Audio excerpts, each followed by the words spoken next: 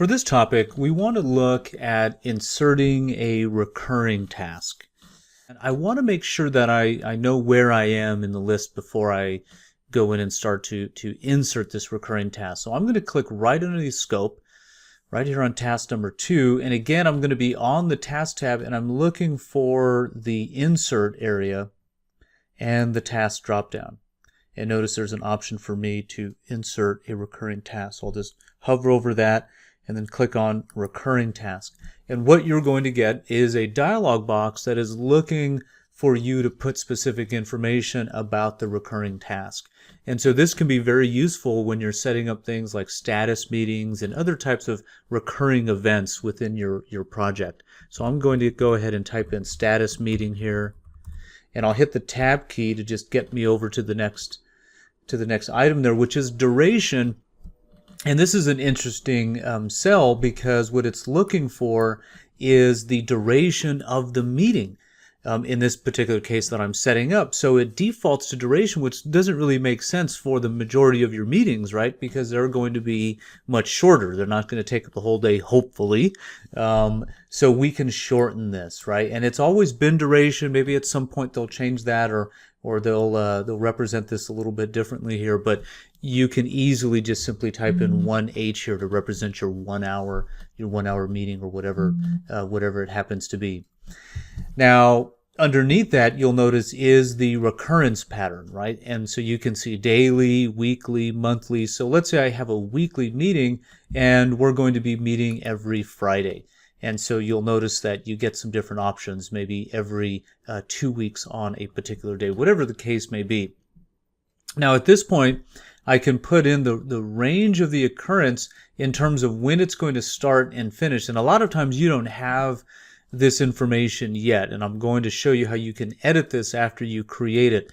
So you don't have to worry too much about how many meetings you're actually setting up in this particular case. So you can, reset this and change this at a later point. So if I think that, roughly this is going to be, we're saying it's starting in January, I'll go ahead and just push it forward here. Say we're going to go to like the end of March, right? And so I can always come in here and extend this, or I can change it to be a certain number of occurrences at any later point. So I'm going to go ahead and click OK there, and it sets up all of those meetings, and you'll notice that it indents them, and we'll talk about this more as we go through this training about how we set that up. But you'll notice that in this case, for a recurring task, it's going to group them in this manner here.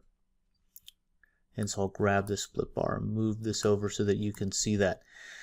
So each of these instances is a meeting, right? So you have status meeting 1 through 12 because we told it that we were going to end at on a particular date, right? In this case, 3/25. So notice that it just sticks it right there.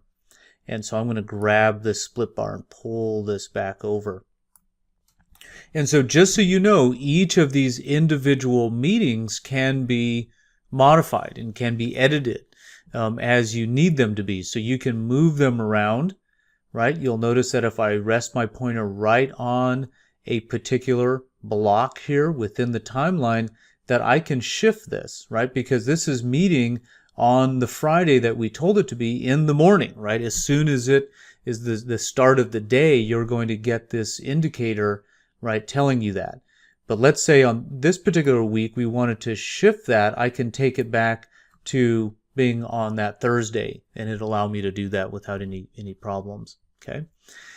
Now, I'm going to double click on the status meeting itself because I was telling you that you can go in and adjust the recurring task information easily, and this is how we do it by just simply double clicking.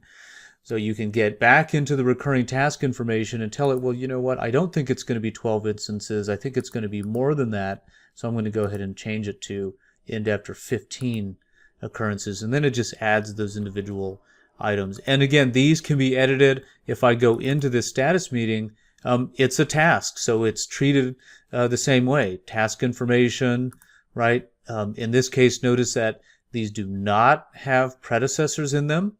Okay, but they do have a constraint. and we'll talk more about constraints as we work through this course, but these are falling on a particular date. Okay, start no earlier than constraint is being applied to these individual meetings, but we'll learn a little bit more about that later on.